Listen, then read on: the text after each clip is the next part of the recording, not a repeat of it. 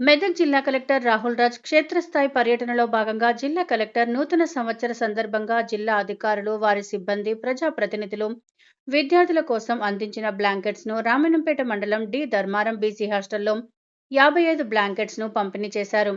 ముందుగా collector hostel పరిసరాలను పరిశీలించి విద్యార్థులకు అందిస్తున్న మౌలిక వసతులు, మెను, నిత్యావసర వస్తువుల స్టోర్ రూమ్ పరిశీలించి సంతృప్తిని వ్యక్తం చేశారు.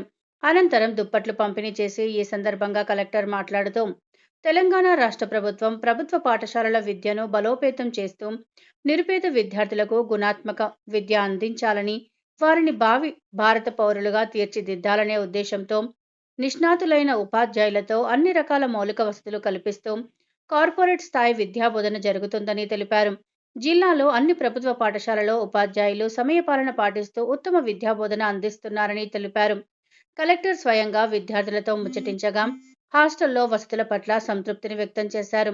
చలికాలం ఈ దుప్పట్లు, రగ్గులు మాకు ఎంతో చలి నుండి రక్షణ కల్పిస్తాయని, వీటిని జాగ్రత్తగా భద్రపరుచుకొని ఉపయోగించుకుంటామని విద్యార్థులు కలెక్టర్కు హామీ ఇచ్చారు.